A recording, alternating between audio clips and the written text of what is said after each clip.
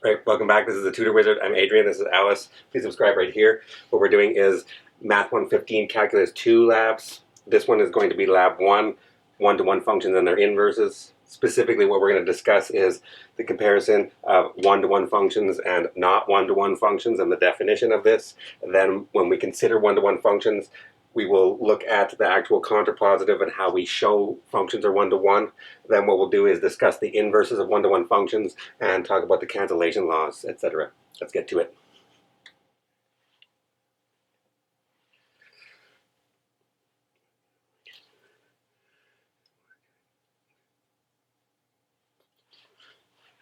All right, this one's Willa. She doesn't want to be held, but too bad.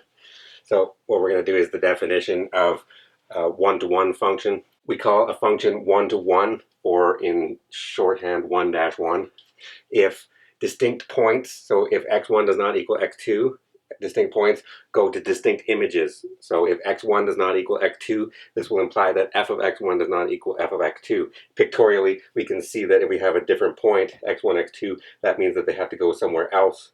If we don't have that and they're not one-to-one, pictorially what we're going to have is x squared is going to show that even though x1 is -1 and x2 is +1, we don't have that. They have distinct images because they both go to f of 1 is going to be 1 and f of -1 will be 1. So this function is not one-to-one, while this function x cubed is one-to-one. However, to confuse things, the way that we actually show a function is one-to-one is the contrapositive of the definition, which is, you can do a tangent if you want. Okay, Kitty, go.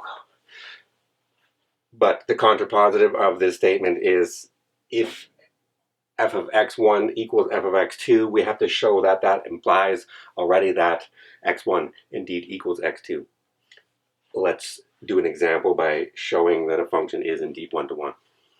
Okay, we have an example.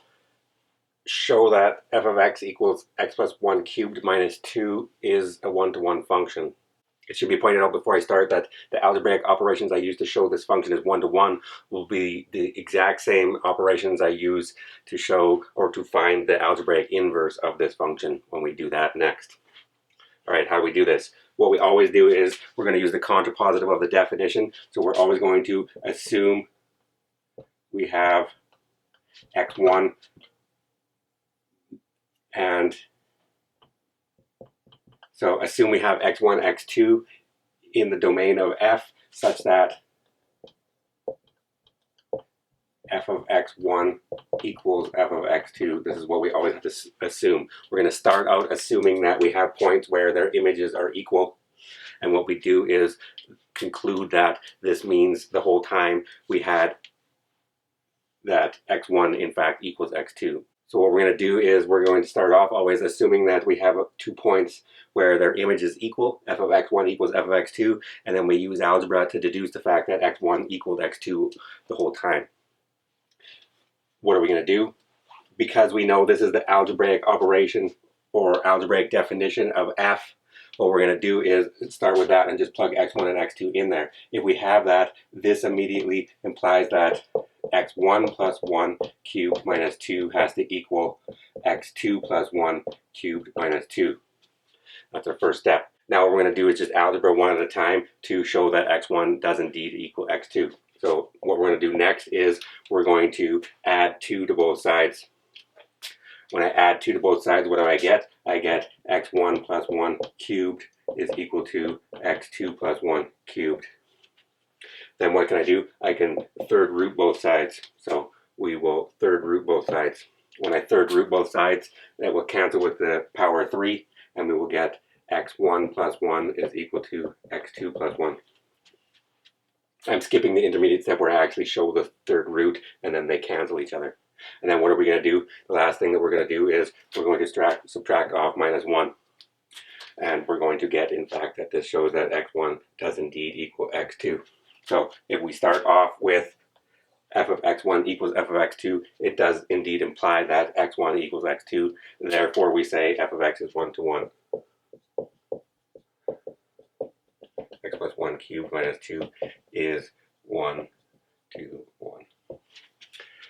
Now let's show one-to-one functions have an inverse, and how do we calculate this in the algebraic case anyways. Yeah, I know. The definition of one-to-one and inverses. All right, this one's Petra.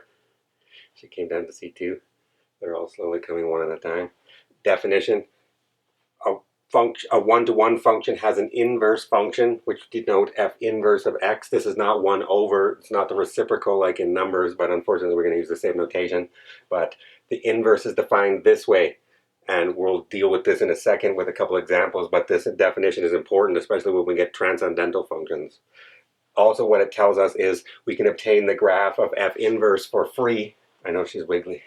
We can obtain the graph of f inverse for free by reflecting about the line y equals x, because if we have the point x, y equals f of x, that will interchange to y, x equals f inverse of y. And so they're going to interchange or reflect about the line y equals x. And so for transcendental functions, if we have e to the x, what we're going to have, for instance, is the reflection is the inverse log. Even though we have no algebra to solve for this inverse, we can still obtain the graph and see what it looks like by reflecting about the line y equals x. This kitty really wants down, and you want me to finish, so let's do an example. All right, example 2. Find the inverse of the function f of x equals x plus 1 cubed minus 2. This is the same function that we just showed in example 1. Is indeed one-to-one, so it does have an inverse. How do we find this inverse? Let's do by rote how we actually do the algorithm for finding the inverse of algebraic functions. What we're going to do is we're going to let y equal f of x, which in our case is going to be x plus 1 cubed minus 2, and then we're going to solve for x. We'll interchange x and y at the end. And then what I'm going to do is, because we're solving for x, let's just write y in fact equals x plus 1 cubed minus 2. We're going to start with that guy. Then we'll see that I'm going to use the exact same algebraic operations as we did to show it was one-to-one that we will use to find the inverse of this function. So what are we going to do first? We're going to add 2 to both sides. What does that give us? That gives me y plus 2 equals x plus 1 cubed. Then what did we do? We did the third root of both sides, okay? So we'll do that, and then what do we get? This time what we get is the third root of y plus 2 equals x plus 1, because it cancels on this side. And then the last thing we did, we subtracted 1 from both sides. And what will that give us? That will give me the third root of y plus 2 minus 1 equals x.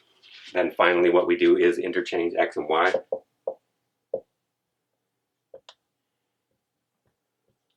Or usually we just write x, interchange y. And so how do we do this? What we're going to do is that will give us, once I interchange x and y, this gives us f inverse of x is equal to, we basically just put the x's in here. The third root of x plus 2 minus 1 is the inverse function of this function. Let's do the cancellation law and then we're done. All right, here's the cancellation laws for inverse functions. Basically, if I take a function and if I view that function as taking, say, an airplane trip to Europe or somewhere, and then I take the inverse function and I'm able to come back. If I take the function following the inverse or the inverse following the function, I should arrive back at the same point as what this is saying. So f inverse following f, or f inverse of f of x, is always equal to x for any point in the domain A of the function f. Again, what we're saying is the function f is going from A to B, and therefore the inverse function goes from B to A. And so if we're starting by applying f first, we have to be in A. And then if we're going to do f following f inverse of x, always equals x, and this is only for x in B, because again, if we're going to do f inverse first, we're going to start with B, and then we're going to travel to B, and then we're going to travel to A. Or we're going to travel from B to A and then A to B. Therefore, what we're doing is, in this specific example, we're going to show that the first one is true, for example, for this function. Both of them are true, but you can check the other one as an exercise. Check number 2. I'll check 1. So, 1. And we've got a visitor back. Hey, how you doing? Want to do this? Okay, let's do it. All right, how are we going to do this? What we do is f inverse following f of x is by definition f inverse of f of x. Then what I do is I apply f first. So this is f inverse of f of x. I put f of x wherever inside the the kitty distracted me. I put f of x inside the argument of f inverse. So that was x plus 1 cubed minus 2. And then I put that thing wherever there's an x in the formula for the inverse. So we're going to get equals, and then I'm going to have the third root of, instead of x, I put this whole thing, x plus 1 cubed minus 2 plus 2 plus 1. And so the first thing that happens is cancel, cancel, the 2's cancel algebraically. Then what's going to happen is this will equal the third root of x plus 1 cubed. Sorry, it should be minus 1. Minus 1. Caught myself. Minus 1. This time what's going to cancel? The 3 third roots and the power 3. And this leaves me with x plus 1 minus 1. And what of course cancels? The 1's. This and this leaves me exactly with x as desired. So f inverse following f of x is indeed equal to x. What we're going to do next time is we're going to discuss inverses of transcendental functions and deal with some of these properties again, but with the new functions. And so we will have the trigonometric functions and their inverses, the exponential functions and their inverses, the logarithms, and don't cat fight. And I know it's exciting, we'll get to them all. The hyperbolic functions and their inverses. Please subscribe right here. I'll see you next time.